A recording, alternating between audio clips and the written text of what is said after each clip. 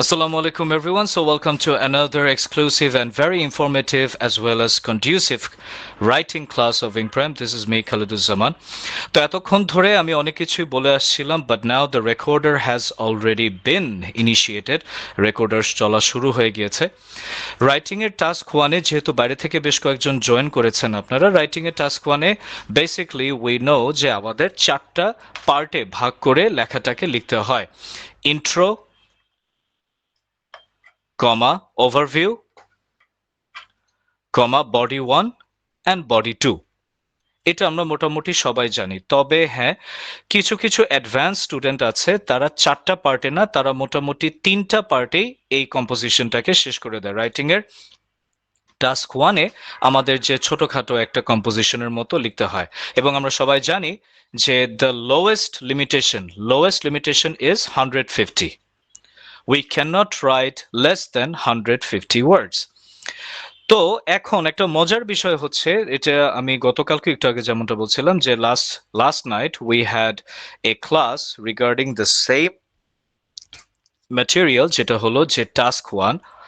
তো টাস্ক 1 এর ইন্ট্রোতে আমরা মোটামুটি জানি যে যেটা ইনস্ট্রাকশন দেওয়া থাকে ওই ইনস্ট্রাকশনটাকে প্যারাফ্রেজ করে লিখতে হয়। ঠিক আছে, সবাই একটু মাইকটা মিউট রাখবে please. Sajid, would you like to say something? Sajid, you are raising your hand again and জি again. Sir. Yes, please. Sir মানে আমি তো আপনাকে ওই টপিকটা বলতে পারিনি, কারণ sir master offline sir, maybe ওনার কারেন্ট চলে গেছে এই জন্য স্যার। আচ্ছা, ওকে, মিউট ইউর মাইক। উনার কারেন্ট জানে, উনার বাসায় কারেন্ট চলে গেছে। Okay, that was a humour. Okay, no problem. তো যেমনটা আমি বলছিলাম যে যখন আমরা এই যে ইন্ট্রো বা ওভারভিউ বা বডি 1 বা বডি 2 লিখবো, আমরা ইনফরমেশন গুলোকে কিভাবে সাজাবো বা কোন ইনফরমেশন গুলো লিখবো, এবং সবচেয়ে বড় কথা ইনফরমেশন গুলোকে আমরা কিভাবে লিখবো। তো যেমনটা আমি একটু আগে বলছিলাম যে ইন্ট্রো মানে আমাদের টাস্ক 1 এর রাইটিং টাস্ক 1 এর ইন্ট্রোটা লিখতে হয়। ওরা যে ইনস্ট্রাকশনটা দেয় ওই ইনস্ট্রাকশনটাকে জাস্ট প্যারাফ্রেজ করে লিখতে হয়, যেটা আমি গতকালকের ক্লাসে ভালো মতো বুঝিয়ে দিয়েছি। আজকে এটা না, আজকে আমি সরাসরি দুটো অ্যাক্টিভিটিকে লিখে দেখাবো আপনাদের সামনে। তবু একটা ছোট ধারণা দিচ্ছি যে আমরা প্যারাফ্রেজটা কিভাবে করব। এই যে ইন্ট্রোটা মানে রাইটিং এর এই যে প্রথম যে অংশটা, হ্যাঁ ইন্ট্রো, এটাকে যে আমরা প্যারাফ্রেজ করব, প্যারাফ্রেজটা কিভাবে করব, এটা খুবই সিম্পল। ওরা যে ওয়ার্ডগুলো ইউজ করবে আমার পক্ষে যতটুকু সম্ভব এক একটা ওয়ার্ডকে সিনোনিম করে করে আমি জাস্ট প্যারাফ্রেজ করে দিব। ওরা বলবে যে নিম্নে বর্ণিত, যেরকম ইংলিশে দ্য চার্টস বিলো, নিম্নে বর্ণিত চার্টগুলো এই ইনফরমেশন শো করছে। তো আমি তো আর আমিও তো আর মানে ওদের মতো লিখতে পারবো না যে নিম্নে বর্ণিত চার্টগুলো। আমি কিভাবে লিখবো? উল্লেখিত চার্টগুলো। এটাই হচ্ছে প্যারাফ্রেজ। ওরা ওরা ইনস্ট্রাকশনে বলে দিবে নিম্নে বর্ণিত, আর আমি লিখবো উল্লেখিত।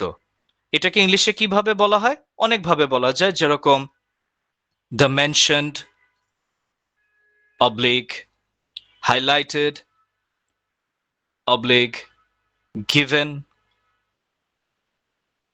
Charts or information. এভাবে আমি শুরু করতে পারি ইন্ট্রোটা। এখানে আরো অনেক ওয়ার্ড দেওয়া যায়। তো এরপরে ওরা যে কথাগুলো বলবে যে এই চার্টগুলো এই জিনিসগুলো শো করে, তো আমি তখন ওখান থেকে ওয়ার্ডগুলোকে চেঞ্জ করে যতটুকু সম্ভব ওয়ার্ডগুলোকে চেঞ্জ করে সিনোনিম দিয়ে দিয়ে আমি ইন্ট্রোটাকে শেষ করব। এটা হচ্ছে ইন্ট্রো লেখার নিয়ম। তাহলে ইন্ট্রো লেখার নিয়মটা কি? ইন্ট্রো লেখার নিয়মটা হচ্ছে যে ওরা ইনস্ট্রাকশনে যা বলবে আমি জাস্ট ওই কথাটাকেই আমার হিসাবে বলবো। ওরা বলবে নিম্নে উল্লেখিত, আর আমি বলবো যে উল্লেখিত চার্টসগুলো এই শো করছে।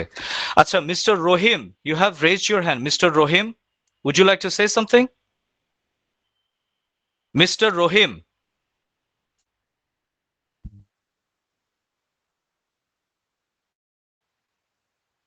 রহিম চৌধুরী, আপনি আপনার হাতটা উঠিয়ে রেখেছিলেন। আচ্ছা, যাই হোক।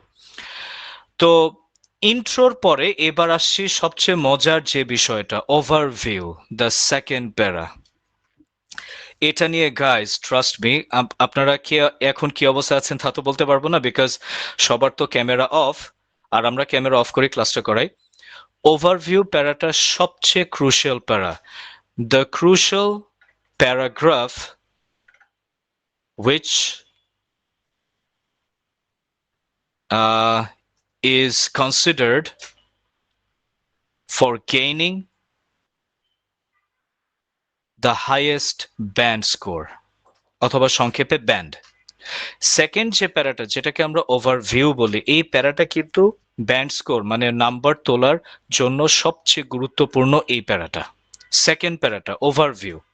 ওভারভিউর পরে আমরা বডি 1 বা বডি 2 লিখি। অনেকে আমাকে আবার জিজ্ঞেস করে যে স্যার এই ওভারভিউটা কি লাস্টে লেখা যায় কিনা। আমার অ্যান্সার হচ্ছে নো, NO, নো। ওভারভিউ হচ্ছে সেকেন্ড প্যারা। প্রথম প্যারাটা হচ্ছে ইন্ট্রো, মানে যেটা আমরা ইনস্ট্রাকশনে প্যারাফ্রেজ করলাম। সেকেন্ড প্যারাটা হচ্ছে ওভারভিউ। এখন কথাটা হলো ওভারভিউটা আমরা কিভাবে লিখব। আজকে তো আমি দুইটা অ্যাক্টিভিটি থেকে ওভারভিউ সহ পুরা কম্পোজিশনটাই লিখে দিব, বাট যদি আমি জেনারেলি বলি যে ওভারভিউ কিভাবে লিখতে হয়, তাহলে আমি এক কথায় বলবো, সবাই একটু মনোযোগ দিয়ে শুনবেন প্লিজ, প্লিজ রিকোয়েস্ট করছি। ওভারভিউ যতটা সংক্ষেপে সম্ভব, কি বললাম, যতটা সংক্ষেপে সম্ভব ততটা সংক্ষেপে লিখতে হবে, কিন্তু যে ইনফরমেশন আমাদেরকে দেওয়া আছে, bar chart, graph chart, pie chart, তারপর টেবিল চার্ট, ম্যাপ, এগুলার মাধ্যমে যে ইনফরমেশনগুলো আমাদেরকে দেওয়া হবে, সর্বোচ্চ হাইয়েস্ট ইনফরমেশনগুলো যেন আমার ওভারভিউতে চলে আসে, এক কথায়।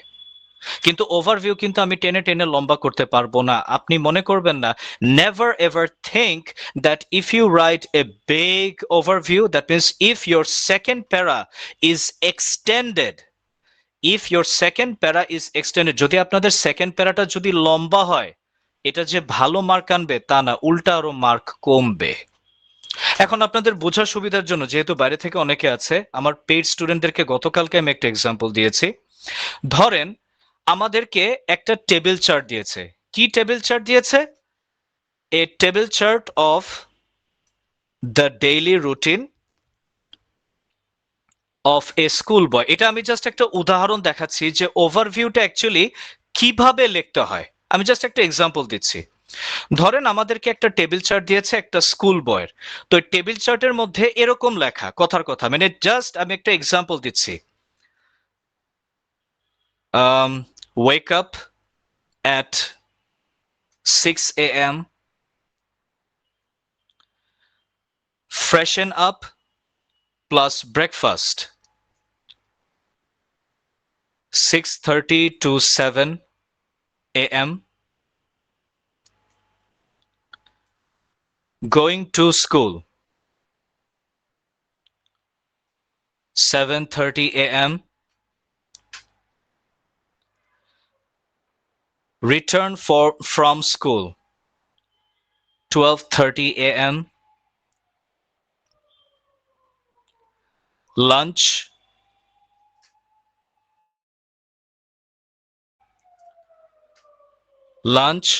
1:30 p.m. afternoon play 4:30 p.m. evening study। এটা জাস্ট আমি একটা এক্সাম্পল দেখাচ্ছি guys. Evening study 7 p.m. dinner plus bed 10:30 p.m. ধরেন এই এতগুলো ইনফরমেশনগুলো কিন্তু এখানে মোটামুটি অনেকটা।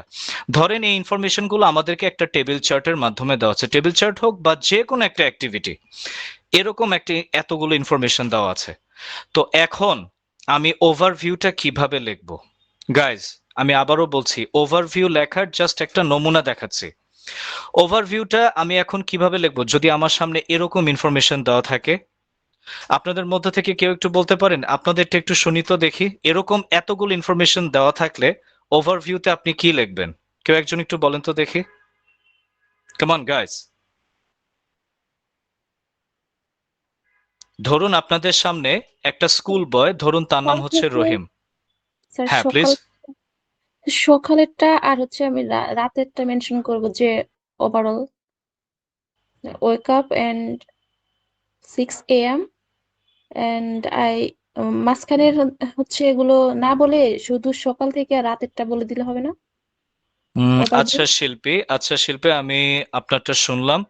আচ্ছা, আর কেউ? কমান কমান, আমাদের টাইম যাচ্ছে, স্যার আজকে আমরা অনেক কিছু লিখবো। হ্যাঁ স্যার ডেইলি রুটিন। হ্যাঁ, ডেইলি রুটিন। এখন শুধু ডেইলি রুটিন তো না, আমাকে জাস্ট একটা ধারণা দাও যে ওভারভিউতে তুমি কয়টা কথা লিখবা, মানে ওভারভিউতে সংক্ষেপে কি লিখবা? Guys, anyone? আমি আপনাদের কাছ থেকে শুনতে চাচ্ছি। Yes please. স্যার আমি বলে লিখবো এইভাবে যে একজন ছাত্রর সকাল থেকে শুরু করে রাত পর্যন্ত মানে ঘুমানো পর্যন্ত তার যে ডেইলি অ্যাক্টিভিটিস গুলো আছে মানে এই অ্যাক্টিভিটিস গুলো তুলে ধরবো ওভারভিউতে স্যার।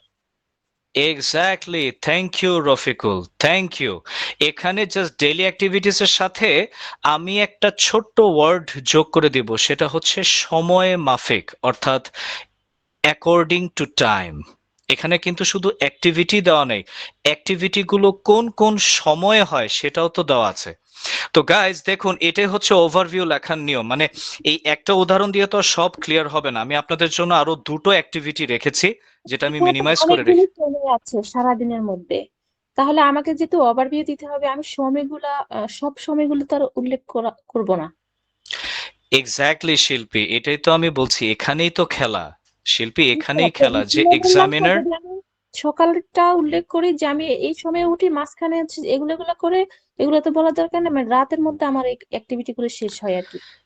শিল্পী, আপনার সাথে রফিকুলের অনেকটাই মিল আছে। এখন একটু আমি বলি, এখানে আমরা ওভারভিউটা লিখবো এভাবে, রফিকুল যা বলেছে হুবহু তাই, যে এখানে একজন স্কুল বয়ের প্রতিদিনের রুটিন লেখা আছে, যেখানে সময় অনুযায়ী প্রত্যেকটা অ্যাক্টিভিটির বর্ণনা দেওয়া আছে সকাল থেকে রাত পর্যন্ত। শেষ, শেষ। রফিকুলের কথা আর শিল্পীর কথা একই। আমি আবারও বলছি, বাংলাতে আগে সবাই আপনারা শুনে নিন। উপরোক্ত টেবিল চার্ট বা পাই চার্ট বা মানে এই ইনফরমেশন গুলো যেটার মাধ্যমে দেওয়া থাকতো না কেন, উপরোক্ত চার্ট দেখে এটা পরিষ্কার বোঝা যাচ্ছে যে এখানে একজন স্কুল বয়ের প্রতিদিনের, এই রুটিনটা তো প্রতিদিন, তাই না? প্রতিদিনের সমস্ত অ্যাক্টিভিটি কোনগুলো? এই যে ঘুম থেকে ওঠা, নাস্তা খাওয়া, স্কুলে যাওয়া, এগুলো অ্যাক্টিভিটি। প্রতিদিনের সমস্ত অ্যাক্টিভিটি গুলো সময় অনুযায়ী, অ্যাকর্ডিং টু টাইম। সময় অনুযায়ী কেন বললাম? এই যে 8:30 PM, 7 PM, 6 AM এগুলা। তাহলে একটা স্কুল বয়ের প্রতিদিনের অ্যাক্টিভিটি সময় অনুযায়ী উল্লেখ করা আছে সকাল থেকে রাত পর্যন্ত। এই যে দেখুন, আমি কতগুলো শব্দ ইউজ করলাম। প্রতিদিনের রুটিন, অনেকগুলো কথা কভার হয়ে গেল। অ্যাক্টিভিটি, অ্যাক্টিভিটি বলতে গেলে সবগুলা কাজ কভার হয়ে গেল, কারণ এই সবগুলা কাজই তো অ্যাক্টিভিটি। সময় অনুযায়ী, অ্যাকর্ডিং টু টাইম, যখন অ্যাকর্ডিং টু টাইম বলবো, এই যে সবগুলো সময়ের কথা চলে আসলো। আর সকাল থেকে রাত পর্যন্ত, সকাল থেকে রাত পর্যন্ত যখন বলবো, তখন এই যে একেবারে ওয়েক আপ থেকে শুরু করে লাস্টে ডিনার প্লাস স্লিপ, এই সবগুলো কথা চলে আসবে। আমি লিখে দিচ্ছি, এটা একটা সিম্পল একটা ওভারভিউ লিখে দিচ্ছি। In general, the data suggests a daily routine of a schoolboy which includes all the activities according to time। আচ্ছা, টাইমের আগে একটা অ্যাডজেক্টিভ লাগাই দিই, অ্যাকর্ডিং টু পার্টিকুলার টাইম, কারণ টাইমগুলো কিন্তু আমি একদম নির্দিষ্ট করে দিয়েছি, যেমন 6টা, 6:30, 8:30। According to particular time from morning till night, full stop. শিল্পী আক্তার, এবার দেখুন তো আপনার মনের কথাটা এসেছে?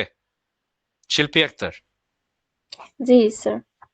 এইটা হচ্ছে ওভারভিউ লেখার নিয়ম। এখন যদি আমি এভাবে উল্লেখ করতে যেতাম যে সকালে ঘুম থেকে উঠার পর থেকে রাতে ঘুমাতে যাওয়ার আগ পর্যন্ত, লাইনটা বড় হয়ে যেত না? আমি যেটা বলতে চাচ্ছি, what ever I am trying to say, আপনারা ওভারভিউ লিখবেন যত অল্প কথা সম্ভব। এক্সামিনার এটাই দেখবে যে একটা স্টুডেন্ট কতটা অল্প কথায় সব কথা নিয়ে আসতে পেরেছে। আপনারা দেখুন তো, এই যে আমি কথাটা লিখলাম, এখানে এই ইনফরমেশনের এমন কোন সেক্টর বা এমন কোন দিক বাদ আছে যেটা আমার এই ছোট্ট কথায় আসে নাই? এনিওয়ান? এনিওয়ান? আছে এমন কোনো কিছু বাদ পড়েছে? জি না। না স্যার, না sir, right, all activities according, এটার মধ্যে সব চলে আসছে, all activities according to exactly, particular. Exactly. তো এখন কথাটা হচ্ছে, আপনারা বলতে পারেন যে স্যার এটা তো না হয় একটা সহজ জিনিস ছিল, যে এখানে জাস্ট একটা ছেলের প্রতিদিনের রুটিন দেওয়া আছে, এটা আমরা সহজে বুঝলাম। কিন্তু স্যার কিছু কিছু ক্ষেত্রে একটু কঠিন জিনিস আছে, সেখানে আমরা ইনফরমেশন গুলোকে কিভাবে ভাগ করব। এইবার আসছে মজার পালা। আজকে ক্লাসটা যদি একটু লম্বা হয়, guys, will you have the patience to go through all the class? Hello no sir. guys, do you have the— no sir, you Yes, don't sir. have the Assistant. patience? No no sir, Definitely, sir. কোনো সমস্যা নাই sir. Yes sir. আচ্ছা ঠিক আছে, আজকে আমি তোমাদের সবাইকে নিয়ে দুটো অ্যাক্টিভিটি একদম টোটালি লিখে দিব, চলবে তো? ধৈর্য কুলাবে? Inshallah. Yes sir. আচ্ছা ঠিক আছে, ফাইন। এবার আমি একটা ছোট্ট কথা বলে নিচ্ছি, যখন তোমরা দেখবে ইনফরমেশন গাদা গাদা দেওয়া আছে, মানে ইনফরমেশনের কোনো ঘাটতি নাই, তখন তোমরা কিভাবে কি করবে? তখন ইনফরমেশনটাকে না দুটা বা তিনটা সেগমেন্টে, মূলত তিনটা সেগমেন্টে ভাগ করে নিবে: সর্বোচ্চ, সর্বনিম্ন, মাঝারি, অথবা ইয়েস, নো, মিডিয়াম। এই যে আমি লিখে দিচ্ছি, you have to categorize the whole information into 2 or 3 segments. Total যে ইনফরমেশন গুলো দেওয়া থাকবে, যত ইনফরমেশন থাকুক, গাদা গাদা ইনফরমেশন থাকুক, তোমরা একটা মিল খোঁজার চেষ্টা করবা। তোমরা কি করবা? একটা মিল খোঁজার চেষ্টা করবা যে ইনফরমেশন গুলোকে দুটো বা তিনটা সেক্টরে ভাগ করা যায় কিনা, যেরকম সর্বোচ্চ, সর্বনিম্ন, মাঝারি, অথবা পজিটিভ, নেগেটিভ, মিডিয়াম। ওই যে এক্ষেত্রে আমি আমার পেইড স্টুডেন্টদেরকে গতকালকে একটা প্রবাদ শিখেছিলাম, উত্তম নিঃসন্দেহে চলে অধমের সাথে, তিনি মধ্যম যিনি চলেন তফাতে। অর্থাৎ তোমরা এই ইনফরমেশন গুলোকে তিনটা সেক্টরে ভাগ করবা: উত্তম, মধ্যম, অধম, অর্থাৎ হাইয়েস্ট, মিডিয়াম, লোয়েস্ট, এরকম, অথবা ডান, বাম, মাঝখানে, অথবা ইয়েস, নো, মিডিয়াম। মানে সোজা কথা, দেখবা যত ইনফরমেশনই থাকুক না কেন, ইনফরমেশন গুলোকে দুটো বা তিনটা সেক্টরে ভাগ করা যায়। তুমি যখন এভাবে ইনফরমেশন গুলোকে ভাগ করে তারপরে লিখবা, তখন দেখবা তোমার লেখাও ছোট হবে, আর এত গাদা গাদাও লেখা লাগবে না। যেরকম এইবার আসছে মজা, let me guys show you something.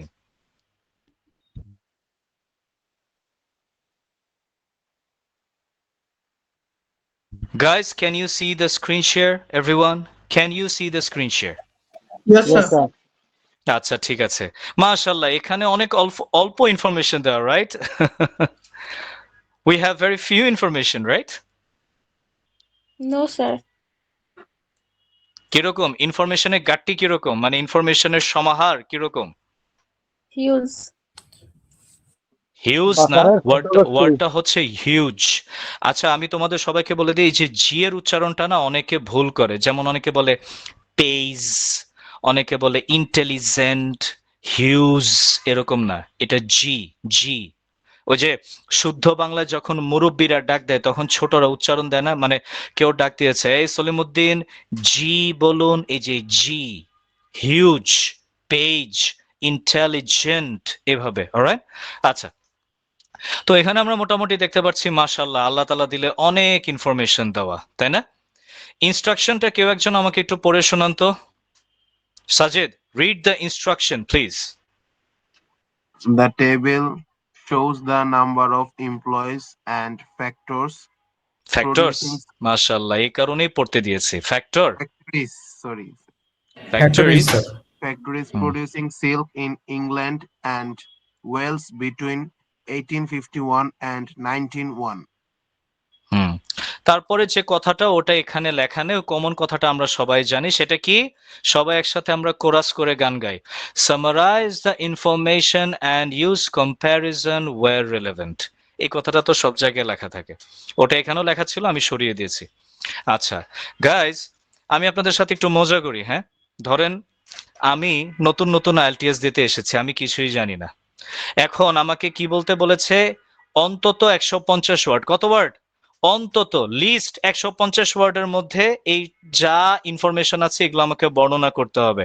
এখন আপনারা আমাকে সমাধান দেন। আল্লাহর অবস্থা, এখানে আমি যা দেখছি, কলাম, কলাম বুঝছেন তো সবাই, যে উপর থেকে নিচে কলাম, কলাম আছে টোটাল 5টা। আর রো, রো মানে কোনটা? এই যে লেফট থেকে রাইট, রো। সবাই কলাম আর রো তো অবশ্যই বুঝতে পেরেছেন, তাই না? কলাম হচ্ছে উপর থেকে নিচে আর রো হচ্ছে বাম থেকে ডানে। তো কলাম আছে টোটাল 5টা, ঠিক আছে? কলাম আছে টোটাল 5টা আর রো আছে 7টা। তো 7 ইন্টু 5, 35, টোটাল 35টা ঘর আছে। এখন আপনারা আমাকে বলেন আমি কোন ইনফরমেশন লিখবো আর কোন ইনফরমেশন বাদ দিব? আপনারা কিছু আমাকে বলতে পারেন প্লিজ? এখানে একটা কলামে সাল 1851 থেকে 1901, আরেকটা কলামে পুরুষ এমপ্লয় সংখ্যা, তার পাশেরটায় নারী, তারপরে টোটাল এমপ্লয়, তার উপর আবার ফ্যাক্টরির সংখ্যা। এখন আপনারা আমাকে কেউ একটু বলতে পারেন যে আমি যদি সবগুলো ইনফরমেশন লিখতে চাই আমাকে কত ওয়ার্ড লেখা লাগতে পারে? Hello hello hello guys, can you tell me? Sir অনেক ওয়ার্ড লাগবে, কিন্তু স্যার এখানে বলছে যে এমপ্লয়িজ এবং ফ্যাক্টরির কথাটা উপরে মেনশন করছে, সো আমার মনে হয় যে টোটাল এমপ্লয়ি আর ফ্যাক্টরি নিয়ে আমাদের কথা বলাটা বেটার হবে। তাহলে কি আপনি বলতে চাচ্ছেন যে ওরা মেল আর ফিমেলের যে ইন্ডিভিজুয়াল ডেটা দিয়েছে, দেখেন এই যে second column and third column, male and female, তাহলে কি এগুলো এক্সপেন্ডেবল? এক্সপেন্ডেবল মানে কি guys? Expendable, what's the meaning of expendable? মানে এগুলো কি তুচ্ছ? এক্সপেন্ডেবল মানে তুচ্ছ, ঠিক আছে? আমরা হচ্ছে ইয়ারটা নিব আর হচ্ছে ইন্ডিভিজুয়াল যে মেল ফিমেল ওই কলাম 5টা রেস্ট অফ দ্য কলামের ইনফরমেশন গুলা নিব। আচ্ছা এখন ওরা যদি রাগ করে, ধরেন এক্সামিনার রাগ করলো যে আমি এত ইনফরমেশন দিলাম কষ্ট করে করে, ও আমার সবগুলো ইনফরমেশন ওর ডেসক্রিপশনে আনলো না, যদি এক্সামিনার রাগ করে তাহলে? স্যার স্যার আমরা জোড়া ইয়ারটা লাগিয়ে দিয়ে দিলে কেমন দিচ্ছি হয়? যে 18 না 52, মানে ইয়ারের প্রথম সালটা লাস্টের সালটা দিয়ে দিব ফ্রম দ্যাট টাইম টু। আমি ওভারভিউ এর কথা বলছি না, আমি পুরো কম্পোজিশনটারই কথা বলছি, বডি 1 বডি 2 সবই। কিন্তু আমি এখানে যা দেখতেছি মাশাআল্লাহ, মানে 1851 থেকে শুরু করে 1901 পর্যন্ত, মানে পুরুষ কর্মচারী, মহিলা কর্মচারী, টোটাল কর্মচারী, তার উপর আবার টোটাল ফ্যাক্টরি, তার উপর আবার এখানে গাইজ, এখানে বলেন তো এখানে কয়টা ডেকেড আছে? ডেকেড মানে দশক, এখানে কয়টা ডেকেড আছে? 51 থেকে 1901 কয়টা দশকের ঘর আছে? দেখেন এখানে এক একটা ঘর 6টা, রাইট। এখানে 6টা দশক, 6টা ডেকেডের ঘর আছে।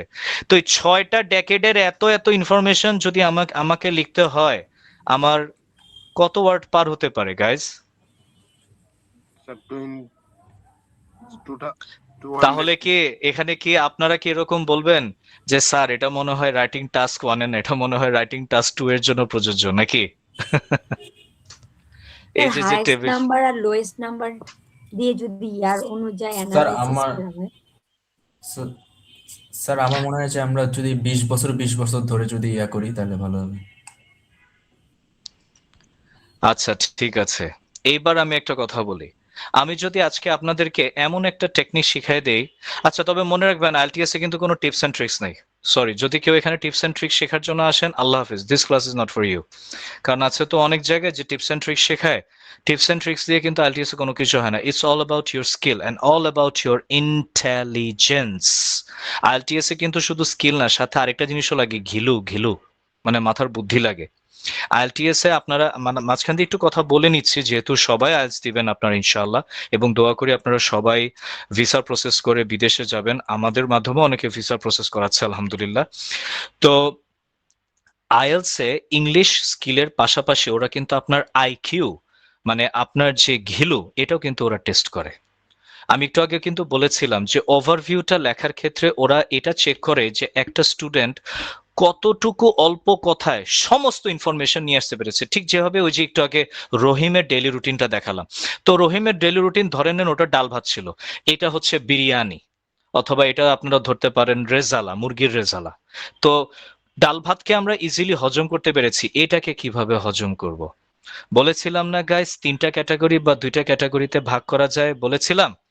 এইবার আপনাদেরকে দেখাচ্ছি আইএলটিএস এর। হ্যালো সবাই, এখন যে কথাগুলো বলবো একটু মনোযোগ দিয়ে শুনবেন প্লিজ, আশেপাশে কোনো কাজ করবেন না, আর গুগল মিট মিনিমাইজ করে মেসেঞ্জারে চ্যাট করবেন না, প্লিজ লিসেন। আইএলটিএস এর রিডিং টেস্টে দ্রুত ইনফরমেশন বের করার জন্য কোন দুটো ক্যাপাসিটি বা কোন দুটো স্কিল যেন আমাদের ইউজ করতে হয় গাইজ? কোন দুটো? দ্রুত স্কিমিং। আলহামদুলিল্লাহ, thank you. Scanning and skimming. এখন এই ক্ষেত্রেও আপনাদের কিছুটা স্ক্যানিং অ্যান্ড স্কিমিং কাজে আসবে, কারণ যে স্টুডেন্টের চোখ আছে না আপনাদের চোখ, যে স্টুডেন্টের চোখ যত বেশি শকুনের মতো হবে, একটু মজা করে বলতেছি, শকুনের চোখ বলেন অনেকে, যে যার চোখে খুঁটিনাটিও বাদ যায় না। এখন দয়া করে কেউ বললেন না স্যার আমার চোখের পাওয়ার পর আমি চশমা পড়ি, ইটস নট লাইক দ্যাট। আপনাকে খুব দ্রুত চোখটাকে স্ক্যানার বানাইতে হবে যে ওরা ইনফরমেশন গুলো কিভাবে দিয়েছে। My dear boys and girls, please take a look at the number of male and female. দেখুন দুটো নাম্বারই আমাদের দেখার দরকার নাই কত সালে কত ছিল, আপনারা একটু ভালো করে দেখেন, নাম্বারের সিকোয়েন্সটা খেয়াল করেন। যখনই দেখবেন এক গাদা ইনফরমেশন দিয়েছে, তখন ইনফরমেশন গুলো খেয়াল করবেন না, খেয়াল করবেন ইনফরমেশনের সিকোয়েন্সটা। Do not notice the particular information, but notice the sequence of information. এই সিকোয়েন্সের মধ্যেই খেলাটা লুকিয়ে আছে। আপনারা ভালো করে খেয়াল করুন তো, মেল এবং ফিমেল দুটো সংখ্যাই কিন্তু এই 6 দশকে, এই 6 ডেকেডের মধ্যে কমেছে। The number of male and female employees both have descended মানে কি? কমে যাওয়া। The number of males and females has descended within this 6 decade. Am I right or am I right? Right হবে না।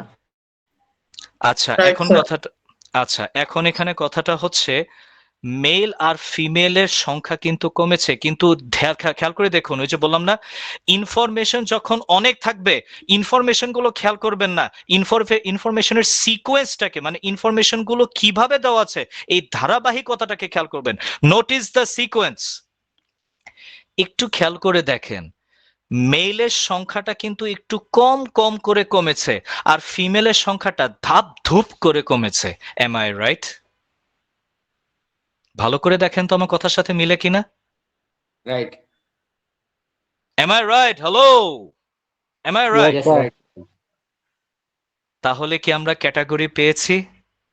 আচ্ছা, এবার আপনাদেরকে আরেকটা মজার জিনিস খেয়াল করে মানে দেখিয়ে দিচ্ছি। আমি কিন্তু বলেছিলাম ক্যাটাগরিতে ভাগ করতে হবে, অলরেডি কিন্তু আমরা দুটো ক্যাটাগরি পেয়ে গেছি। কিভাবে?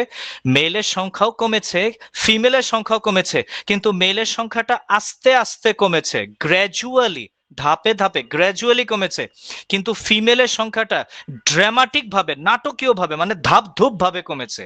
দুটো ক্যাটাগরি পেয়ে গিয়েছি আমরা, পেয়েছি, অবশ্যই পেয়েছি। এইবার একটু খেয়াল করেন নাম্বার অফ ফ্যাক্টরিজ। এটা দেখেন তিরিং বিরিং করেছে, কখনো কমেছে কখনো বেড়েছে, কখনো কমেছে কখনো বেড়েছে। দেখুন তো আমার কথার সাথে মিলে কিনা। জি, ফ্লাকচুয়েট করছে। ফ্লাকচুয়েট করেছে না? স্যার জি জি। রাইট। এখন যদি দেখেন, এখন যদি আমি বলি যে বডি ওয়ানে আমি শুধু এমপ্লয়ি নিয়ে কথাবার্তা বলবো, বডি ওয়ানে আমি শুধু এমপ্লয়ি নিয়ে কথাবার্তা বলবো, এখানে শুধু আমি এতটুকু লিখে দিব যে এই 60 বছরে, উইদিন দিস 6 ডেকেড, টেনশন করে না, আমি লিখে দিব, সমস্যা নেই, এই 6 দশকের মধ্যে এমপ্লয়িজদের সংখ্যা কমেছে, যার মধ্যে মেল এমপ্লয়িজদের সংখ্যা ধীরে ধীরে কমেছে, কিন্তু ফিমেল এমপ্লয়িজদের সংখ্যা দ্রুত কমেছে। স্যার শেষ। হ্যাঁ সাজিদ। স্যার আপনার দেখেন 1891 সালে হ্যাঁ, সংখ্যাটা কিন্তু কিছুটা আবার বেড়েছিল, কিছুটা বেড়েছিল। অত নিখুঁত আনা যাবে না, তাহলে তোমাকে আবার আরো অনেক কথা লিখতে হবে, আমি সেটা জানি। এই যে পুরুষদের সংখ্যা যেটা, এটা লাস্টের দিকে, দ্যাট মিন্স ওই যে 1901-এর আগে এই যে 1891, এখানে একটু বেড়েছিল, 25 থেকে 28 হয়েছিল, রাইট? এটা বলতে চাচ্ছ? 28 থেকে আবার কমে গিয়ে 13। এটা তুমি যদি এখন আনতে চাও তাহলে আরো অনেকগুলো কথা বাড়বে, তাহলে তোমাকে ফিমেল সংখ্যাগুলো আবার সেপারেট ভাবে বলতে হবে। ওটা বলার দরকার নেই, আমি যেটা ওভারঅল বললাম মনে রেখো, এখানে কিন্তু তোমাকে 190 বা হাইয়েস্ট 200 এর চেয়ে বেশি কিন্তু ওয়ার্ড লিখতে পারবা না। সাজিদ, বুঝতে পেরেছো? তো আমি যদি বডি 1-এ শুধু এমপ্লয়ের কথা লিখি আর বডি 2-তে ফ্যাক্টরির সংখ্যা লিখে দেই, আমার কি রচনাটা শেষ হয়ে যাচ্ছে না? কি গাইস, শেষ হচ্ছে? জি তাহলে বডি 1-এ আমি এইভাবে কথাগুলো লিখবো, আপনাদেরকে ধারণা দিয়ে দিচ্ছি, এরপরে আমি ডিটেলস লিখে দিব যে মানে এই 6 দশকে উইদিন দিস 6 ডেকেড পুরুষ এবং নারী কর্মী সংখ্যা উভয়ই কমে গিয়েছে। কিন্তু আমরা যদি ভালোভাবে খেয়াল, বা এটা যদি ভালোভাবে খেয়াল করা যায়, কারণ টাস্ক 1-এ তো আমরা এটা তো আমরা লিখতে পারবো না, তাই না? তো এটা ভালোভাবে খেয়াল করা যাচ্ছে যে পুরুষদের সংখ্যা ধাপে ধাপে বা অল্প অল্প করে কমেছে, কিন্তু মহিলাদের সংখ্যা দ্রুত কমে গিয়েছে। দ্রুত শেষ? তাহলে কি আর আমার এত কিছু লেখা লাগবে? 53 দশমিক এত এত এত, তারপর 41 দশমিক এত এত, 38 দশমিক এত এত, এত কিছু লেখা লাগতেছে আমার? লাগতেছে না। এবার আসি বডি 2-তে। বডি 2-তে জাস্ট ছোট্ট এইভাবেই লিখবো যে যদিও, বডি 2-তে এভাবে লিখবো যে যদিও 6 দশকে বা 60 বছরে, এখানে কিন্তু ভুলেও কেউ 6 বছর লেখেন না, 6 দশক, 6 ডেকেড। যদি কেউ ভুলেও লেখেন 6 ইয়ার্স, তাহলে মাশাল্লাহ পুরোটাই গেছে। এই জিনিসগুলো একটু ভালো করে খেয়াল রাখবেন, কারণ এটা অনেকে ভুল করে। মানে এখানে আমরা স্পষ্ট দেখতে পাচ্ছি 1851 থেকে 1901, 60 বছর, সরি প্রায় 50 বছর, ঠিক আছে?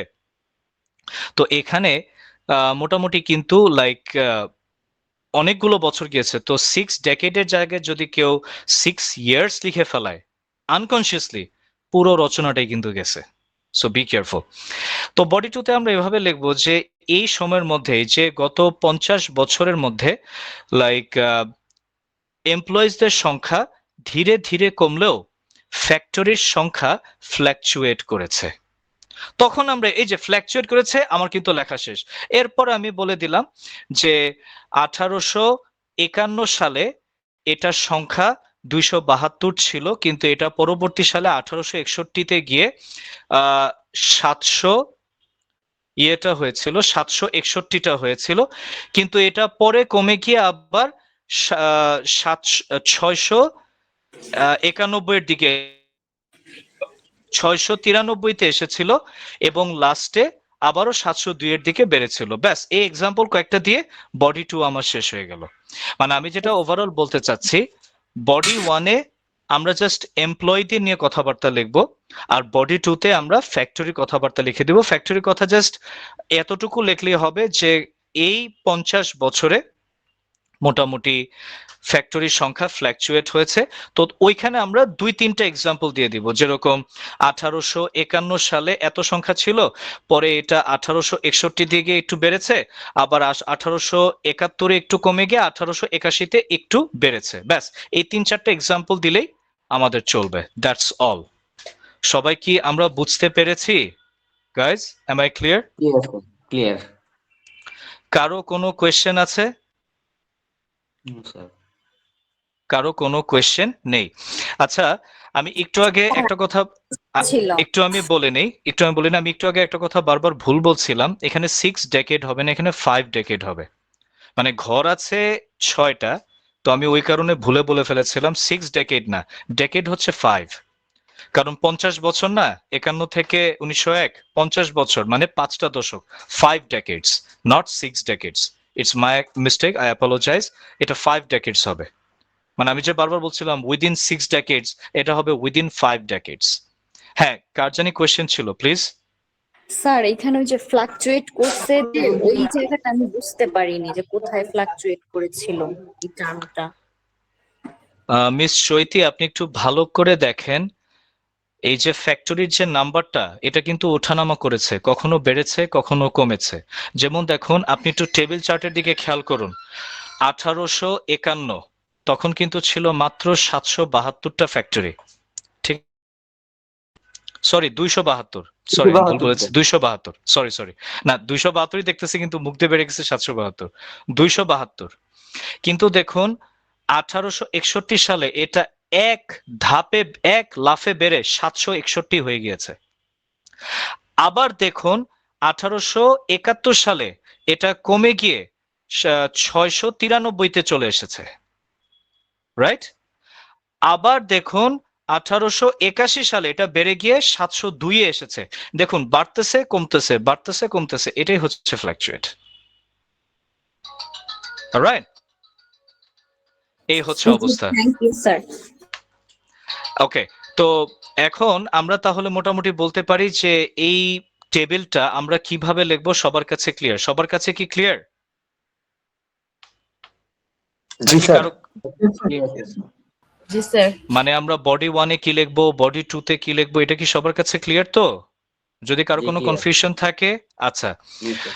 আচ্ছা, যদি এটা ক্লিয়ার থাকে তাহলে কি আমি বিসমিল্লাহ বলে আমি লিখতে পারি? আমি টাচটা লিখে দিই। Okay, we are starting. Okay okay fine, then just look. না, লেখার কথা কেন বলতেছি, কারণ লেখার সময় আমি ছবিটা দেখাতে পারবো না। হ্যাঁ, দুটো উইন্ডো একসাথে করে দেখানো যায়, কিন্তু তখন যারা মোবাইলে ক্লাস করছে তাদের জন্য লেখাটা দেখতে একটু কষ্ট হয়ে যাবে। ওকে, ইনস্ট্রাকশনটা আমি আর লিখলাম না, কারণ ইনস্ট্রাকশন তো জাস্ট প্যারাফ্রেজ করে দেওয়া, ঠিক আছে? আমি আপনাদেরকে ছবিটা আরেকবার দেখা নিতে চাচ্ছি, কারণ এখন আমি ওভারভিউটা থেকে শুরু করব। ওভারভিউতে আমরা কি লিখতে পারি গাইস? ওভারভিউতে আমরা জাস্ট এতটুকু লিখতে পারি না যে উল্লেখিত, এটা তো একটা টেবিল চার্ট, তাই না? উল্লেখিত চার্টে বা যে ইনফরমেশনটা দেওয়া আছে সেখানে আমরা দেখতে পাচ্ছি যে দুটো দেশেই, আমি এখন দেশের নাম আর বলবো না, কারণ ইনস্ট্রাকশনে, মানে যখন আমি ইনস্ট্রাকশনকে প্যারাফ্রেজ করে লিখেছি, ওখানে কিন্তু আমি ইংল্যান্ড আর ওয়েলসটা লিখে দিব, মানে আমার যেটা ইন্ট্রো ছিল। ওভারভিউতে কিন্তু আমি আবারও ইংল্যান্ড আর ওয়েলস লিখবো না, এখানে জাস্ট লিখে দিব দুটো কান্ট্রি। তো ওভারভিউটা এভাবে লিখবো গাইজ, সবাই একটু মনোযোগ দেন। ওভারভিউটা এভাবে লিখবো যে এই চার্ট থেকে এটা পরিষ্কার বোঝা যাচ্ছে দুটো দেশেই 50 বছরে, দুটো দেশেই 50 বছরে পুরুষ এবং নারী উভয় কর্মী সংখ্যা কমলেও ফ্যাক্টরির সংখ্যা উঠানামা করেছে, ফ্ল্যাকচুয়েট করেছে, ফুল স্টপ। আমার কি এতটুকু লিখলে চলতেছে না? চলতেছে নাকি আরো কিছু লেখার দরকার ইয়েস আছে? স্যার। কারণ ওভারভিউতে তো আমার এত ডিটেলস কিছু লেখা দরকার নেই, ডিটেলস তো লিখবো বডি 1 আর বডি 2-তে। ওভারভিউতে যদি আমি এভাবে লিখি, সবাই আরেকটু মনোযোগ দেন। ওভারভিউতে যদি এভাবে লিখি যে উল্লেখিত চার্টে এটা পরিষ্কার বোঝা যাচ্ছে, ইট ইজ ক্লিয়ার দ্যাট দুটো দেশেই, দেশের নাম লিখলাম না কারণ দেশের নাম তো আমি আমার ইন্ট্রোতে লিখে দিচ্ছি, যখন ওই যে ইনস্ট্রাকশনটাকে প্যারাফ্রেজ করে ইন্ট্রোডাকশন লিখেছি ওখানে ইংল্যান্ড আর ওয়েলস কিন্তু লিখে দিয়েছি। ওভারভিউতে কিন্তু আর আবার নতুন করে ইংল্যান্ড আর ওয়েলস লেখার দরকার নাই, লিখবো দুটো কান্ট্রি। এটা পরিষ্কার বোঝা যাচ্ছে যে দুটো কান্ট্রিতেই 50 বছরে এই সিল্ক উৎপাদনকারী, এই সিল্ক প্রডিউসিং ফ্যাক্টরির সংখ্যা ফ্ল্যাকচুয়েট করেছে, কিন্তু পুরুষ এবং নারী উভয় এমপ্লয়ি সংখ্যা উল্লেখযোগ্য হারে কমেছে, full stop.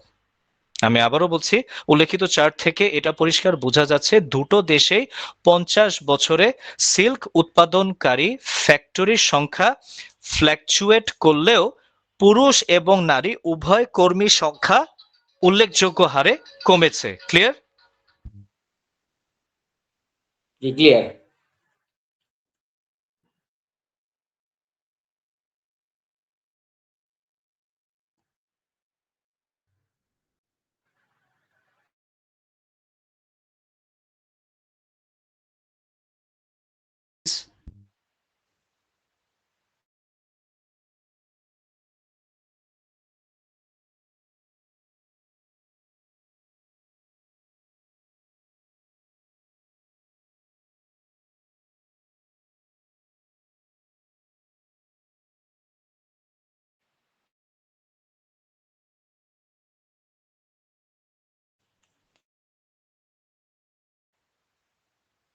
I'm sorry guys, there was an important call.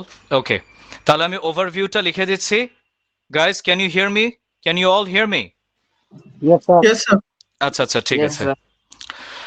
ওভারঅলটা লেখার জন্য কতগুলো ফ্রেজ আমি আমার পেইড ক্লাসে দিয়ে দিয়েছিলাম, আজকে আপনাদের সবার সামনে শেয়ার করছি।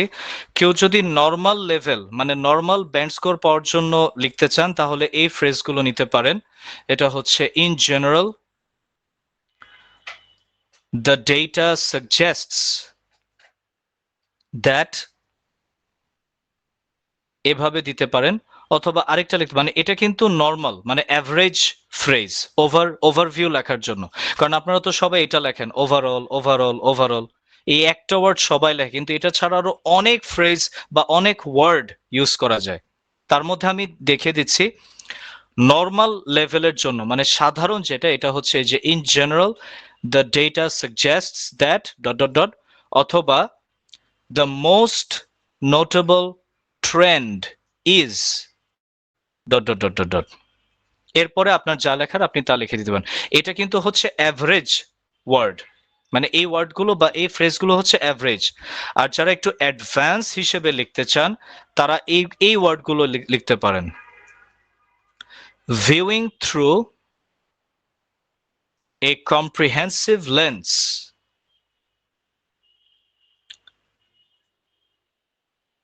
it is clear that ... এখন অনেকে বলতে পারেন স্যার এত লম্বা দরকার আছে। Totally up to you. আপনি নর্মাল ওভারঅল এই যে শব্দটা যেটা মানে জাতীয় শব্দ ওভারঅল, এটা দিয়ে আপনি শুরু করতে পারেন, no problem. Overall the data suggest that ... শুরু করতে পারেন, কিন্তু এটা সবাই লেখে, 90% স্টুডেন্ট এটা লেখে। কিন্তু এখানে তো অনেকে এসেছেন বাড়তি কিছু শেখার জন্য, যেন আপনারা বাড়তি নাম্বার পান, তো এই কারণে আমি এই ফ্রেজগুলো দেখালাম, ঠিক আছে? আচ্ছা ফাইন, তাহলে আমি ওভারভিউটা লিখে দিচ্ছি। আমি পার্সোনালি অন্যরকম একটা ফ্রেজ ইউজ করি গাইজ, আমি একটু এভাবে লিখে দেখাচ্ছি। Look, an overarching trajectory of the narrative shows, এটা একটু অ্যাডভান্স ছিল, মোটামুটি ভালো advance, like 8.5, or if you want to get 9 then you can use this phrase. An overarching trajectory of the narrative shows that in both countries the number of the silk producing factories has fluctuated, but on the other side, opor dike, the number of male and female employees has descended মানে কি নেমে যাওয়া, অথবা decreased notably within the 5 decades. Full stop. কি লিখলাম? An overarching trajectory of the narrative shows, overarching মানে হচ্ছে সম্পূর্ণ, trajectory মানে বর্ণনা, narrative মানে তথ্য মানে যেটা হচ্ছে ডেটা, ঠিক আছে? এই ডেটার একটা সার্বিক বর্ণনা এটাই দেখাচ্ছে যে দুটো দেশেরই সিল্ক প্রডিউসিং ফ্যাক্টরির সংখ্যা ফ্ল্যাকচুয়েট করেছে মানে ওঠানামা করেছে, কিন্তু অন্যদিকে পুরুষ এবং নারীর কর্মীর সংখ্যা নোটেবলি উল্লেখযোগ্য হারে ডিসেন্ট বা ডিক্রিজ করেছে, অর্থাৎ কমেছে। কত সময়ের মধ্যে? উইদিন দ্য 5 ডেকেডস, 5 দশকের মধ্যে। এবার আপনারা বলেন তো আমার এই ওভারভিউর মধ্যে এমন কোনো দিক বাকি আছে যেটা আমার ওই টেবিলে ছিল কিন্তু এখানে আসে নাই? আমি টেবিলটা আবারও দেখাচ্ছি। স্যার একটা বিষয় স্যার, ওই যে yes number Ratan? Of factory sir ultimately তো শেষ পর্যন্ত ইনক্রিজ করছে আর কি, এই বিষয়টা কি কোথাও দেওয়া যায় কিনা স্যার? তোমাকে তো একদম পুরোটা আনতে হবে, তোমাকে তো শুধু জাস্ট শেষের অংশটুকু আনলে তো হবে না। এই যে দেখো, আমি আবারও দেখাচ্ছি, 1851 থেকে 1901 এই পুরোটা সময়ে ফ্যাক্টরির সংখ্যা দেখো কমেছে, বেড়েছে, কমেছে, বেড়েছে। আমাকে তো ওভারভিউতে এমন কথা লিখতে হবে যেটা এই পুরোটা সময়কে কভার করে, শুধু লাস্টের অংশটার দিকে তাকালে তো হচ্ছে না। Ratan, am I clear? জি স্যার, ইয়েস স্যার। তুমি যদি স্যার হ্যাঁ প্লিজ প্লিজ একটু তাড়াতাড়ি। এই ওভারঅলে যে স্টার্টিংটা, এটা কি স্যার শুধু টেবলে ইউজ করতে পারবো নাকি লাইন গ্রাফ বা পাই যে কোনো কিছুতে আমরা? Everything. Everything. You can use these phrases, Tanzina Piyash, you can use these phrases everywhere in any activity. তো আমি যেটা বলতে চাচ্ছিলাম, সবাইকে আবার এই যে ওভারভিউটা দেখাচ্ছি। an overarching trajectory of the narrative. overarching মানে সার্বিক, trajectory মানে বর্ণনা, আর narrative মানে হচ্ছে তথ্য বা ডেটা। এই ডেটার সার্বিক বর্ণনা shows that, এটাই দেখাচ্ছে যে উভয় দেশে, in both countries, the number of silk producing factories, silk উৎপাদনকারী ফ্যাক্টরির সংখ্যা ফ্ল্যাকচুয়েট করেছে, কিন্তু অন্যদিকে but on the other hand male এবং ফিমেল এমপ্লয়ীদের সংখ্যা নোটেবলি, উল্লেখযোগ্য হারে কমেছে। কত সময়? Within the 5 decades। আমার টেবিলে যা যা ছিল সবকিছুই চলে এসেছে। Now let's go to body 1। Body 1-এ জানি আমরা কোন জিনিসটা লিখবো গাইস? কোন জিনিসটা লিখবো? স্যার এমপ্লয়ের সংখ্যা। স্যার এমপ্লয়ি এমপ্লয়ীদের সংখ্যা স্যার, সংখ্যা। Male female. আচ্ছা হ্যাঁ, আর এমপ্লয়ীদের কথাটা কিভাবে লিখবো? আমি আবারও টেবিলটা দেখাচ্ছি। বডি 1-এ কি লিখবো? আমি কি আল্লাহর নামে সব লেখা শুরু করব, নাকি কিভাবে লিখবো? জি না স্যার, হ্যাঁ রফিকুল বলো কিভাবে লিখবো? স্যার এটা স্যার মেল ফিমেল এমপ্লয়ি সংখ্যা গ্রাজুয়ালি মানে কমেছে, স্যার আর এদিকে ফিমেল যেগুলা এমপ্লয়ি সংখ্যা একটু মানে ভুল বলে র্যাপিডলি ফেলেছো। কমেছে স্যার। মেল স্যার আমি ফিমেল, বলবো, হ্যাঁ হ্যাঁ বলো বলো বলো। এখানে আমরা তখন এখন এভাবে বলবো যে যদিও মেল এবং ফিমেলের সংখ্যা কমেছে, বাট মেলের সংখ্যা গ্রাজুয়ালি কমেছে, বাট ফিমেলের সংখ্যা ড্রামাটিক্যালি ডিক্রিজ কমেছে, করছে। কমেছে, রাইট। Right. তো এটার সাথে আমরা যদি এই কথাটাও লাগে দিই, কারণ আমাদের লেখাতে সর্বোচ্চ মানে টেবিলের মধ্যে যা যা দেওয়া আছে সর্বোচ্চ জিনিসগুলো নিয়ে আসতে হবে না, মানে যতটুকু আনা সম্ভব। তো এখানে মেল ফিমেলের পাশাপাশি এই যে আরেকটা ঘর আছে এমপ্লয়ীদের সংখ্যা, এই কথাটাও যদি আনা যায়, এই কথাটাকে আমরা কিভাবে আনতে পারি? এই কথাটাকে এভাবে আনতে পারি গাইস, খেয়াল করো। আমি যদি বডি 1-এ এভাবে কথাগুলো লিখি যে প্রথমত 5 দশকের মধ্যে, তোমরা বাংলাতে শোনো, প্রথমত 5 দশকের মধ্যে এমপ্লয়ীদের সংখ্যা কমেছে, যেখানে, এই যে এখন দেখো ফার্স্টে কিন্তু বলে নিলাম এমপ্লয়ীদের সংখ্যা কমেছে, পাশে ব্র্যাকেটে লেখা দিতে পারি এই যে 130 থেকে কমতে কমতে কততে এসেছে? মাত্র 38। এটা ব্র্যাকেটে লিখে দিতে পারো যে প্রথমত 5 দশকে এমপ্লয়ীদের সংখ্যা মোটামুটি অথবা ধাপে ধাপে কমে গিয়েছে, ব্র্যাকেটে 130 থেকে 38 ব্র্যাকেট ক্লোজ। এই যে 130 থেকে 38 দিয়ে দিল না, এই যে টেবিলটা কিন্তু কভার হয়ে গেল। যেখানে, এই যে এবার আসতেছে মেল এন্ড ফিমেল, যেখানে পুরুষ কর্মচারীদের সংখ্যা ধাপে ধাপে কমেছে, ব্র্যাকেটে লিখে দিব এই যে 53 থেকে 13। যেখানে পুরুষ কর্মচারীদের সংখ্যা ধাপে ধাপে কমেছে, ব্র্যাকেটে 53 থেকে 13, কিন্তু অন্যদিকে মহিলা এমপ্লয়ীদের সংখ্যা ড্রামাটিক্যালি বা হিউজলি কমেছে, ব্র্যাকেটে লিখে দিলাম এই যে 76 থেকে একেবারে 28, 76 থেকে 25। আমি কি কথাগুলো বুঝাতে পেরেছি নাকি আরেকবার বলবো?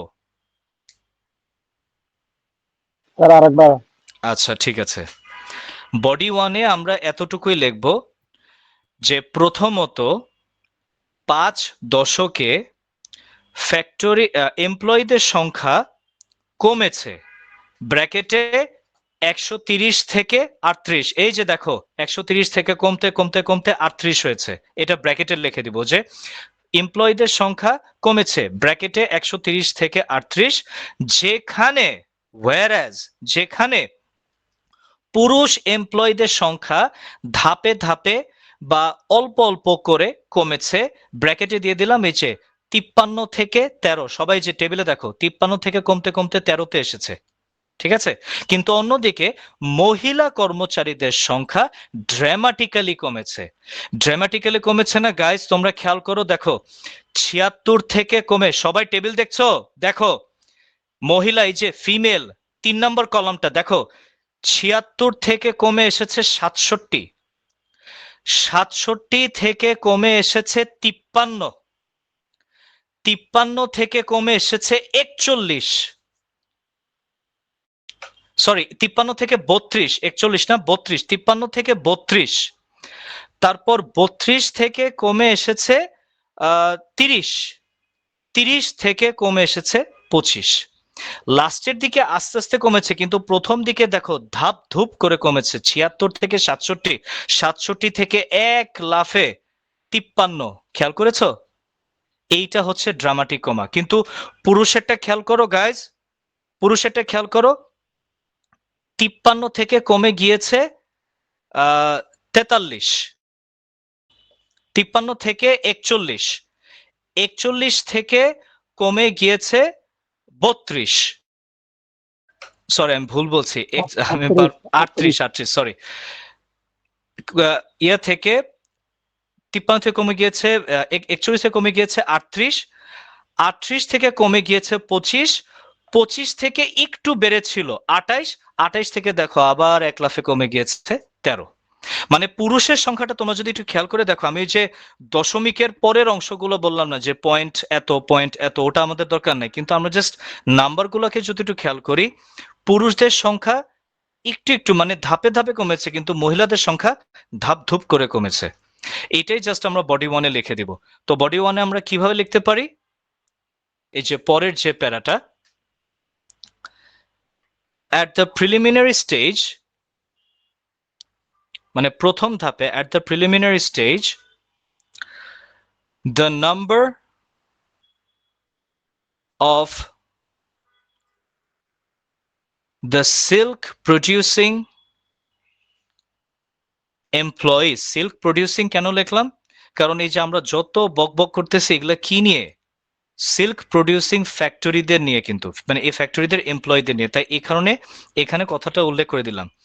In the preliminary stage the number of the silk producing employees has, আচ্ছা এমপ্লয়িজ এর পরে হ্যাজ কেন লিখলাম গাইস? কেউ কি একটু বলতে পারো? এখানে আমি একটু ইন্টারাপ্ট করতেছি, এমপ্লয়িজ এর পরে তো হ্যাভ হওয়ার কথা, হ্যাজ কেন লিখলাম? the number হচ্ছে singular, The number of singular. The number of Exactly. producing. Exactly, এখানে হ্যাজটা এমপ্লয়িজ কে ফলো করছে না, হ্যাজটা ফলো করছে এই যে নাম্বারকে। মানে আমার আসল সেন্টেন্সটা ছিল দ্য নাম্বার হ্যাজ, তো নাম্বারের পরে এই যে অংশটা এই যে অফ সিল্ক প্রডিউসিং এমপ্লয়িজ, এটা হচ্ছে বাড়তি অংশ, মানে এই হ্যাজটা কিন্তু ফলো করছে এই যে নাম্বারটাকে, তো নাম্বার তো সিঙ্গুলার নাম্বার, তাহলে নাম্বার হ্যাজ। আচ্ছা, the number of the silk producing employees has fallen within the 5 decades, ব্র্যাকেটে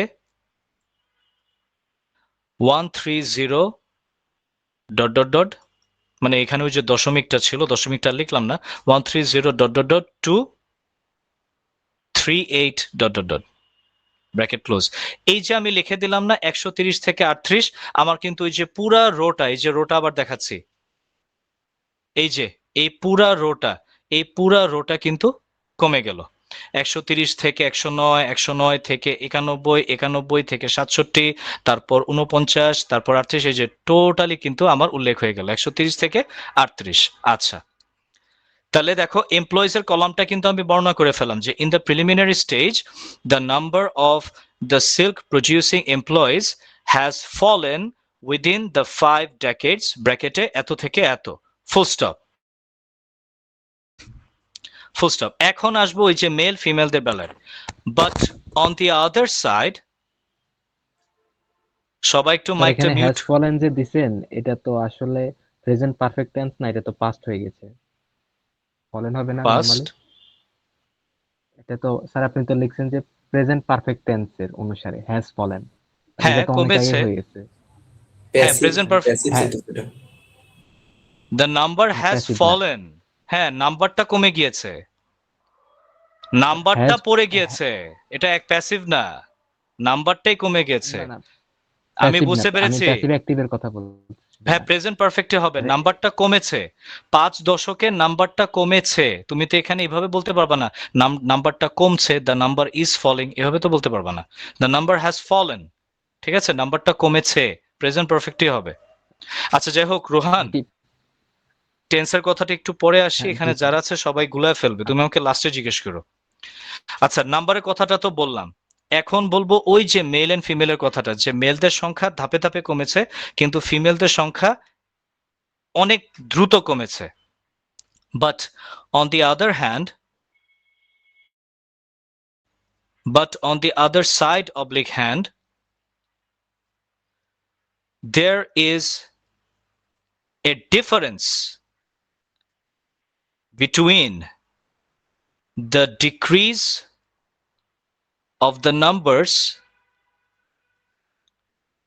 of the male and female employees. এই সেন্টেন্সটা আমি একটু বাড়তি লিখলাম, সেন্টেন্সটা মানেটা কি, কিন্তু অন্যদিকে মেল এবং ফিমেলদের নাম্বার ডিক্রিজের মধ্যে একটু ডিফারেন্স আছে। এই যে সেন্টেন্সটা লিখলাম না, এটা কিন্তু এক্সামিনারের চোখে 100% গিতবে, কারণ এক্সামিনার বুঝতে পারবে যে তুমি ছকটাকে সূক্ষ্মভাবে দেখেছো। এখন কিন্তু আমি ডিরেক্ট বলে ফেলতে পারতাম যে এখানে মেলদের সংখ্যা ধাপে ধাপে কমেছে কিন্তু ফিমেলদের সংখ্যা ড্রামাটিক্যালি কমেছে, কিন্তু এই যে একটা কথা লিখলাম, মেল আর ফিমেলদের নাম্বারের যে ডিক্রিজ, এই ডিক্রিজের মধ্যে কিন্তু একটা ডিফারেন্স আছে। এটাতে এক্সামিনার কেন খুশি হবে জানো? ইনস্ট্রাকশনে লেখা থাকে না, make comparison where relevant, summarize the information and make comparison where relevant, যেখানে প্রয়োজন, যেখানে রিলেভেন্ট সেখানে কম্প্যারিজন করো, তুলনা করো। এই যে দেখো আমি তুলনা করে দিলাম, মেল এবং ফিমেলদের নাম্বারের যে ডিক্রিজ মানে নাম্বারের যে অধপতন, এটার মধ্যে কিন্তু একটা তফাৎ আছে। আমার এই একটা সেন্টেন্সে কিন্তু এক্সামিনার অনেক খুশি হবে, কারণ সে বুঝতে পারবে আমি খুব সূক্ষ্মভাবে মেল আর ফিমেলদের নাম্বারের যে কমতিটা এটাকে আমি কম্পেয়ার করেছি। ঠিক আছে, এখন আমি বলে দিব যে মেলের সংখ্যা গ্র্যাজুয়ালি কমেছে কিন্তু ফিমেলদের সংখ্যা ধাপধুপ কমেছে। আচ্ছা, there is a difference between the decrease of the numbers of male and female employees, that is যেটা হচ্ছে, that is the number of the male employees has decreased gradually oblique simply ব্র্যাকেটে লিখে দেই 53 ... to 13 ... ডটের ওই যে দশমিকটা ছিল, ঠিক আছে, bracket close, but the number of the female employees has decreased dramatically, ব্র্যাকেটে 76 ... to 28 ... ব্র্যাকেট ক্লোজ। সবাই একটু মনোযোগ দিয়ে আমার বডি ওয়ানটা ভালো করে দেখো, এভরিওয়ান প্লিজ। কারো যদি কোনো কোয়েশ্চেন থাকে এইবার করতে পারো গাইস।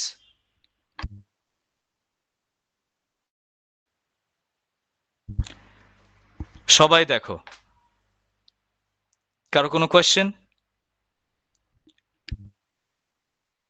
স্যার আপনি বুঝালে তো সহজই লাগে, কিন্তু নিজেরা করতে গেলেই তো খুঁজেই পাই না যে আসলে কোনটা থেকে শুরু করব। যে না, আমার কাজ তো সারাদিনই দেখানো। এখন যদি এটা সম্ভব হতো যে 24 ঘন্টা তোমাদের নিয়ে বসে বসে দেখাতাম তাহলে তো হয়েই যেত, কিন্তু তোমরা এই মানে তোমরা জাস্ট আমার সেন্স মানে আমার মানে আমি কিভাবে বর্ণনা করে করে লিখছি দেখো, আমি কিন্তু এ পর্যন্ত অনেক বকবক করেছি এবং প্রত্যেকটা কথাকে ভেঙে ভেঙে ট্রান্সলেট করে দেখাচ্ছি। এটাই হচ্ছে আমাদের ইনপ্রাইমের মানে সবচেয়ে এক্সেপশনাল জিনিস। অন্যান্য জায়গায় তো মুখস্থ কথা লেখে ওরা, কিন্তু আমি দেখো তোমাদের সাথে ডিসকাস করে করে প্রত্যেকটা কথা টাইপ করে করে লিখছি। তোমরা যদি চাও এই একটা কম্পোজিশনকে ইনশাল্লাহ আমি 10 ভাবে লিখে দেখাতে পারি, কিন্তু সময় কোলাবে না। আমি খুব সিম্পল ভাষায় বডি ওয়ানটা লিখে দিলাম। বডি ওয়ানের সবচেয়ে উল্লেখযোগ্য যে কথাটা ছিল, দেখো আমি কিন্তু এই যে ছবিটা আবার দেখো, এমপ্লয়েড যে কলাম এটাকে কভার করেছি, তারপর মেল আর ফিমেলের যে কলাম এটাকেও কিন্তু কভার করেছি। কিভাবে? এই যে লেখাটা দেখো, এই যে the number of the silk producing employees has fallen, এই যে 130 থেকে 38 এমপ্লয়েড যে কলামটা ছিল কভার হয়ে গেল। তারপরে যে এই কথাটা লিখলাম যে কিন্তু অন্যদিকে মেল আর ফিমেলের যে ডিক্রিজটা হয়েছে এই দুটোর মধ্যে তফাৎ ছিল, মানে মেলের ডিক্রিজ আর ফিমেলের ডিক্রিজের মধ্যে একটা তফাৎ ছিল। এই কথাটা সবচেয়ে বেশি ইম্পর্টেন্ট ছিল, কারণ ওই যে আমি কম্প্যারিজন করেছি। কিন্তু অনেকে কি করে, হ্যাঁ বলো। এই যে বাট আর অন দ্য আদার হ্যান্ড জিনিসটা এক না? But on the other hand বা other side on the other side আর বাট পুরাপুরি এক না, পুরাপুরি এক না, সিমিলার বাট পুরাপুরি এক না, not exactly the same. But আর হাউএভার এই দুটো মোটামুটি সেম, বাট আর হাউএভার, বাট ঠিক দিয়া আছে? আবার অন দ্য আদার হ্যান্ড একসাথে লেখা যায়? Of course, but on the other hand, কিন্তু অন্যদিকে, ঠিক আছে? অথবা তুমি শুধু অন দ্য আদার হ্যান্ডও দিতে পারো, দ্যাটস ওকে। আচ্ছা, তো এই যে দেখো আমি বলে দিলাম যে মেল আর ফিমেলের ডিক্রিজের মধ্যে একটা ডিফারেন্স ছিল, যেখানে দ্যাট ইজ যেটা হচ্ছে মেলের সংখ্যাটা সিম্পলি বা গ্র্যাজুয়ালি কমেছে, এই যে 53 থেকে 13, আর ফিমেলের সংখ্যাটা ড্রামাটিক্যালি কমেছে 76 থেকে 28। আমার কি 3টা কলাম কভার হয়ে গেল না? এই যে কলামটা দেখো, 3টা কলামই কভার হয়ে গেল না? আমার কি গাদা গাদা সব লেখা লেগেছে? লেখা লাগে নাই। তো 3টা কলাম কিন্তু আমার কভার হয়ে গেল, এই যে মেল ফিমেল আর এমপ্লয়িজ। এখন বাকি আছে আর একটা কলাম, এই যে number of factories. Number of factories, এই নাম্বার অফ ফ্যাক্টরিজটাকে আমি খতম করব দ্বিতীয় প্যারায়। দ্বিতীয় প্যারাটা শুরু করতে পারি কিভাবে গাইস? কেউ একটু ধারণা দাও তো। বডি 2 যেটা লিখবো, বডি 1টা তো শুরু করলাম ইন দ্য প্রিলিমিনারি স্টেজ, মানে প্রথমত। গাইস দ্বিতীয় প্যারাটা আমি কোন ফ্রেজ দিয়ে শুরু করতে পারি? মোরওভার বা yes, in addition. Mashrafe, in addition, in addition, okay, whatever, সবাই একটু মাইকটা মিউট করো। moreover oblique in addition, sir on the other hand. না on the other hand টা একবার লিখেছি। আচ্ছা খেয়াল করো দেখো, moreover, আচ্ছা moreover বা in addition কেন দিলাম? কেউ একটু বলো তো কেন দিলাম? মানে moreover বা in addition যোগ করার জন্য। আরো তথ্য আমরা যোগ করতেছি। মোরওভার আমরা কি একটা যোগ বিষয়, করতেছো?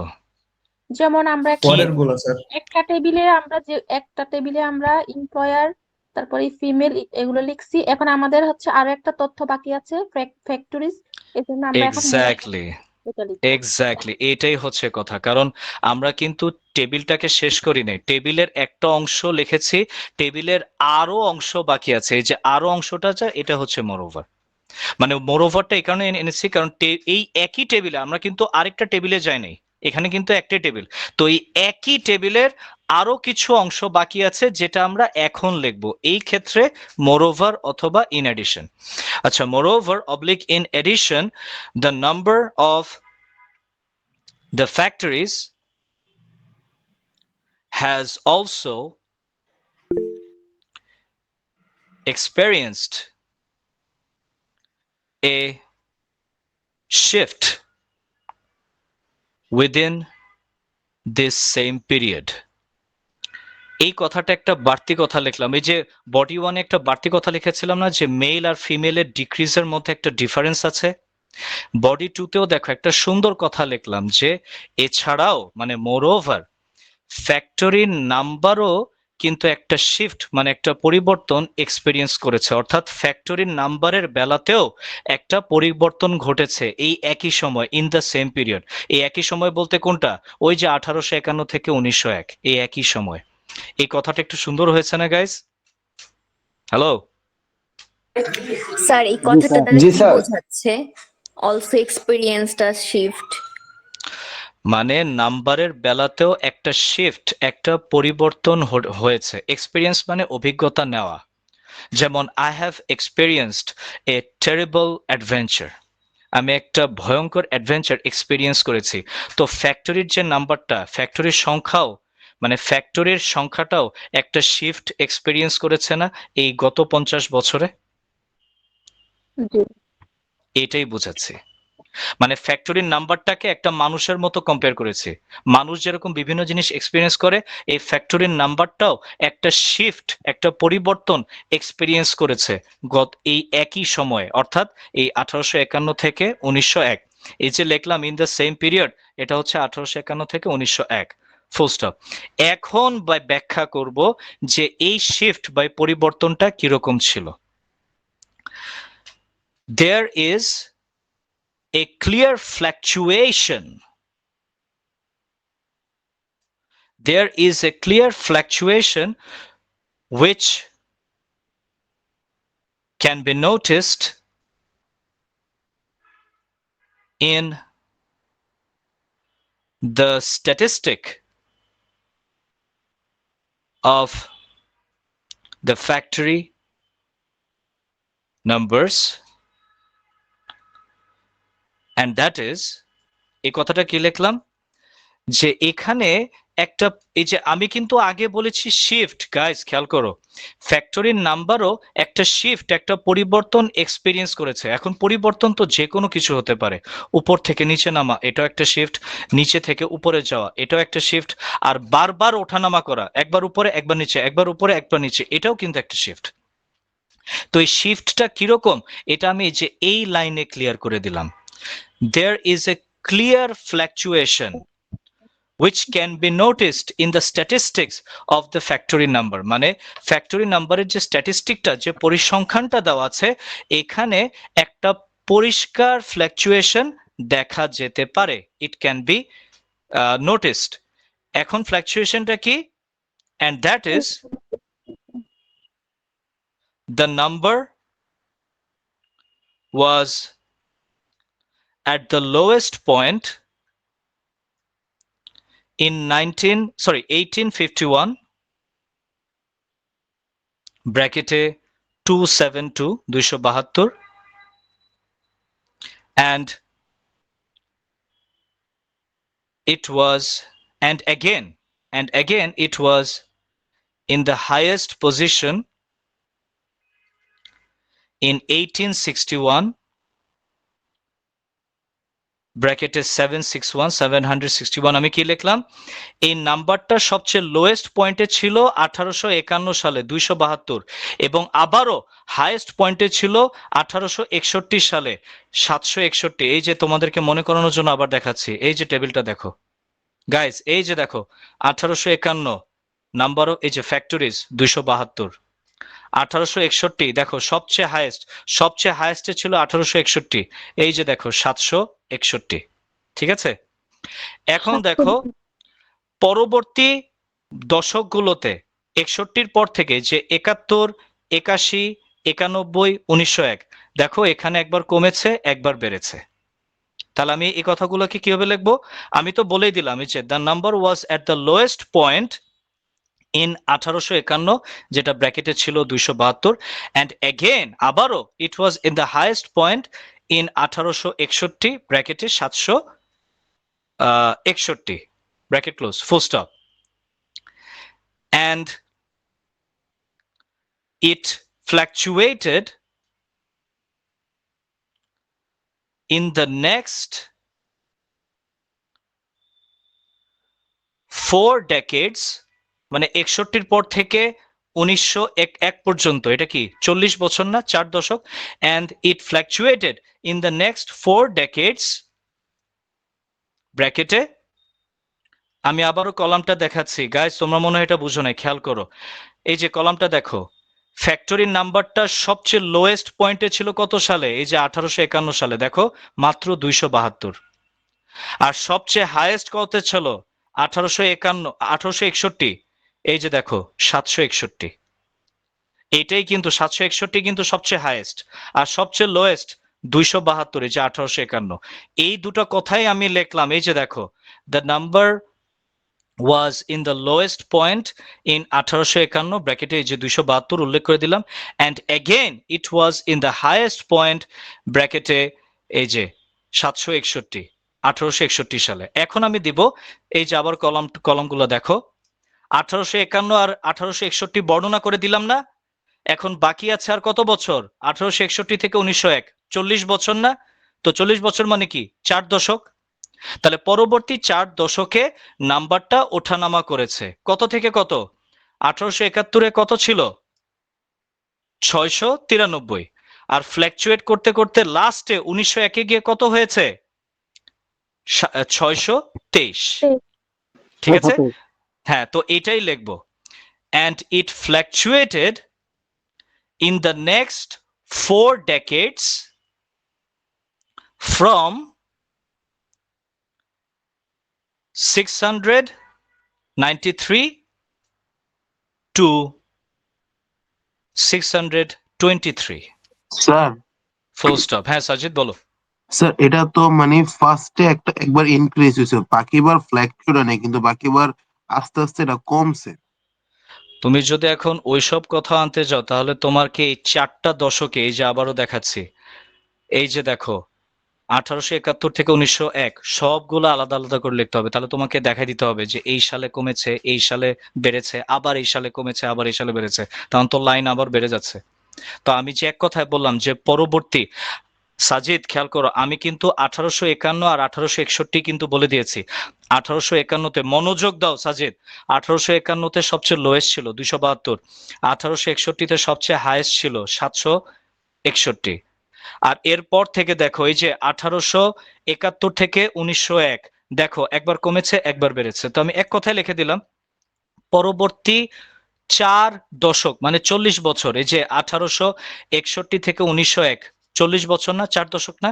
তো এই 4 দশকে সংখ্যাটা ফ্ল্যাকচুয়েট কমেছে, স্যার এটাকে ফ্ল্যাকচুয়েট আরেক করেছে। রকম ভাবে লেখা যায় না? হ্যাঁ কিভাবে? The number of factories shows ফ্ল্যাকচুয়েটেড before decreasing gradually.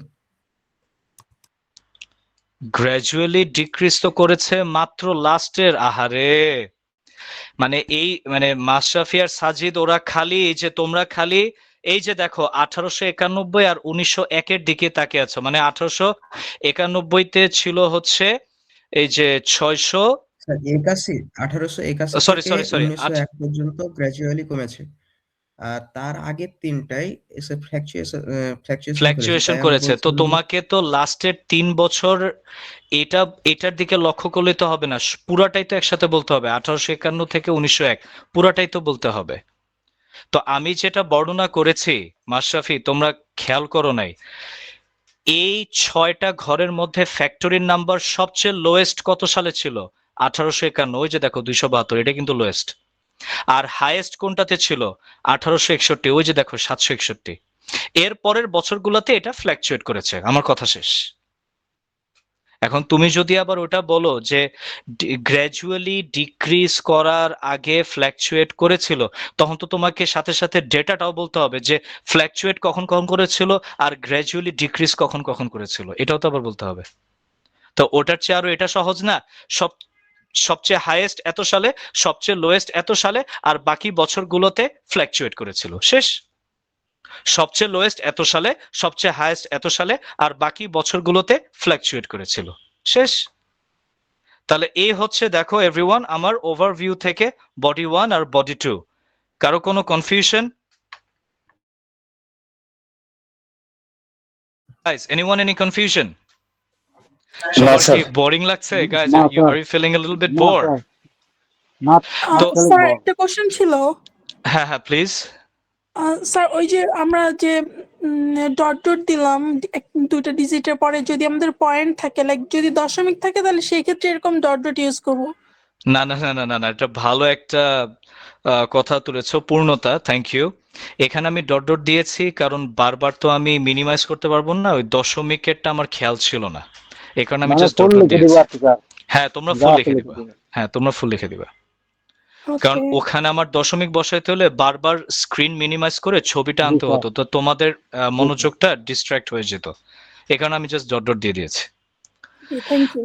তাহলে এবার তোমরা আমাকে বলো, তোমরা এই যে চার্টটা আরেকবার দেখো, এতগুলো ইনফরমেশন, চার্টটা দেখেছো, এতগুলো ইনফরমেশন, আর আমার লেখাটা দেখো বডি 1 আর বডি 2, আমার কি এত কিছু লেখা লেগেছে?